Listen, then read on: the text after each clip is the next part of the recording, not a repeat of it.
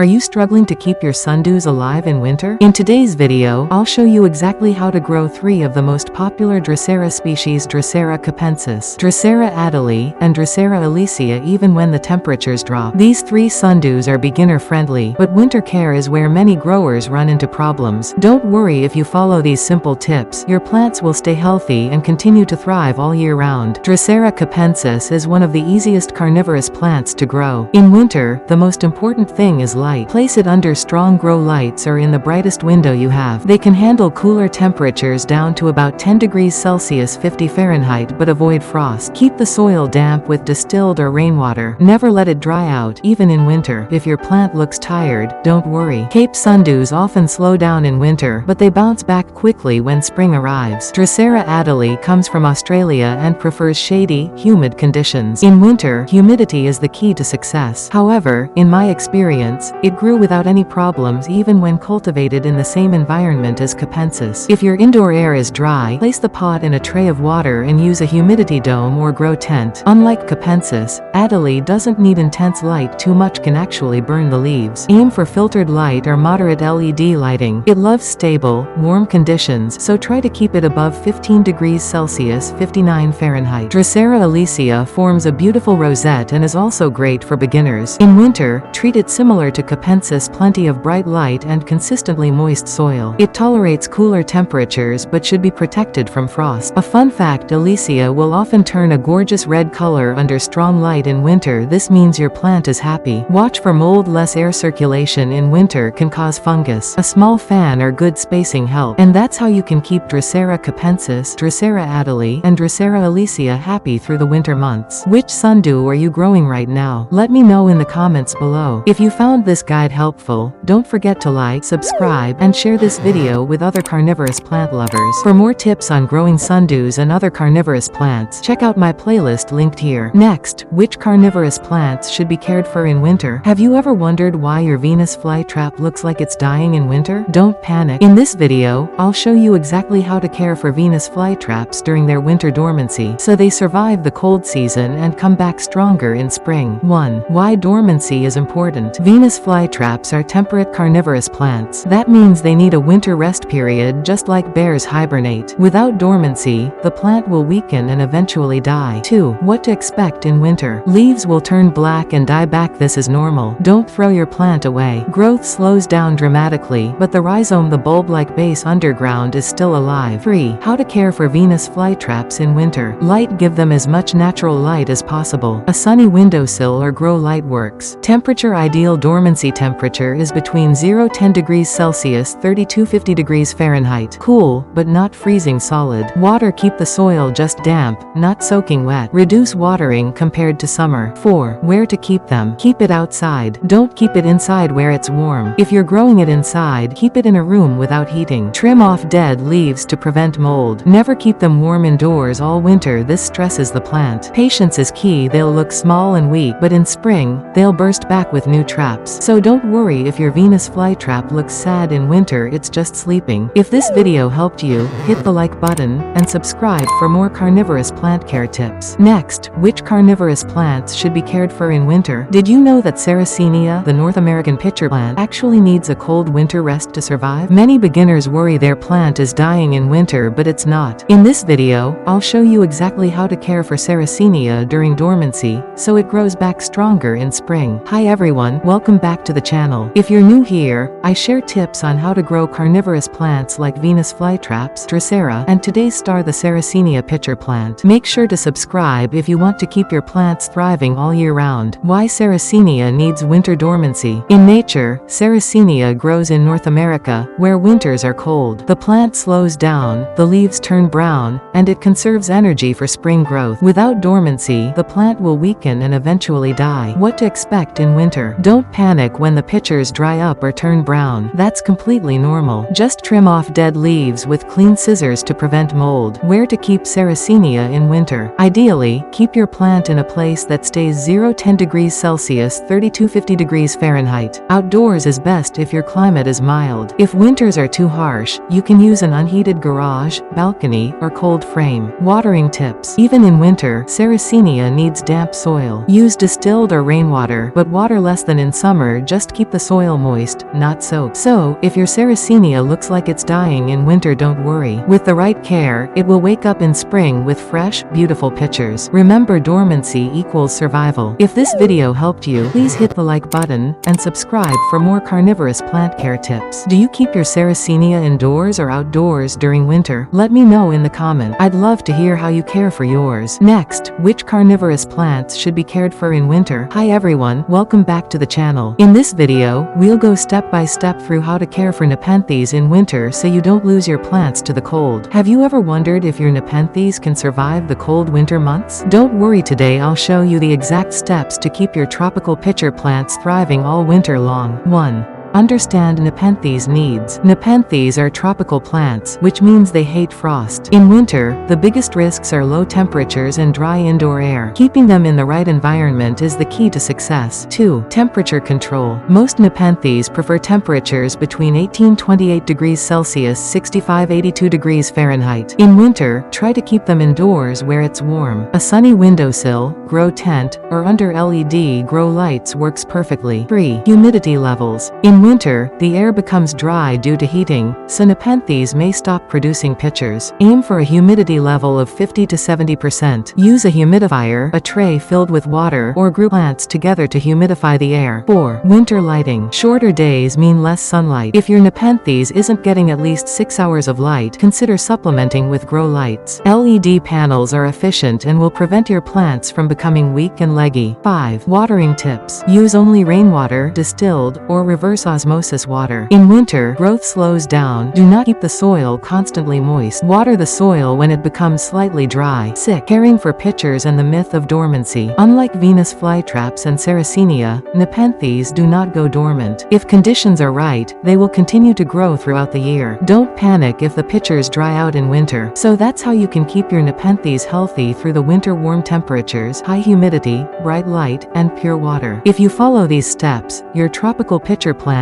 will not only survive but keep growing beautifully. If you found this video helpful, give it a like and subscribe for more carnivorous plant tips. And let me know in the comments, how do you keep your Nepenthes happy in winter? Next, which carnivorous plants should be cared for in winter? How to grow Pinguicula butterworts in winter. Do you know that your Pinguicula, or butterwort, actually changes its growth style in winter? In this video, I'll show you exactly how to care for your Pinguicula during the cold season so it survives, thrives, and rewards you with strong growth in spring. Stick around until the end because I'll also share the most common mistakes people make when overwintering Pinguicula. Understanding Pinguicula in winter. Pinguicula, also called butterwort, are insect-eating plants. In winter, many species form a winter rosette. The leaves become smaller, tighter, and usually stop catching insects. This is their way of conserving energy and surviving the cold months. Some species like Mexican Pinguicula have a dry winter rest, while temperate species like Pinguicula vulgaris need a cold dormancy. How to care for Mexican Pinguicula in winter. For Mexican species, like Pinguicula maranensis or Pinguicula aceriana, reduce watering significantly. When the soil surface is dry, watering it helps the roots grow strong and healthy. Provide bright light. LED grow lights work perfectly indoors. Room temperature is fine, around 10 to 18 degrees Celsius (50 to 64.4 degrees Fahrenheit). Do not fertilize during winter rosette phase. This rest period helps them prepare for strong spring growth. How to care for temperate Pinguicula in winter. For temperate species like Pinguicula grandiflora or Pinguicula vulgaris, these plants need a cold dormancy. Temperatures between 05 degrees Celsius (32 to 41 degrees Fahrenheit are ideal. They can even survive under snow outdoors if you live in a cold region. Watering should be minimal, just prevent complete drying. Don't panic if the plant looks like it disappears into a small bud. That's normal. Common mistakes to avoid. Mistake number 1: overwatering in winter. This is the fastest way to cause rot. Mistake number 2: forcing growth with fertilizer or too much warmth. Mistake number 3: not giving temperate species their dormancy. They'll weaken and die over time. Quick tips for success. Label your species so you know if it's Mexican or temperate. Use well-draining soil, a mix of perlite perlite, and peat moss works well. Be patient, winter growth is slow, but healthy rest leads to strong flowering later. Now you know how to care for Pinguicula in winter. Whether it's the dry winter rosettes of Mexican species or the cold dormancy of temperate ones, giving them the right care will set you up for beautiful flowers and healthy growth in spring. If you found this guide helpful, please give it a thumbs up. Subscribe for more carnivorous plant care tips, and let me know in the comments, which Pinguicula are you growing right now? Next, which carnivorous plants should be cared for in winter? Are you worried about keeping your Cephalotus follicularis alive during the cold months? In this video, I'll show you the exact winter care tips that will keep your Australian pitcher plant healthy and thriving.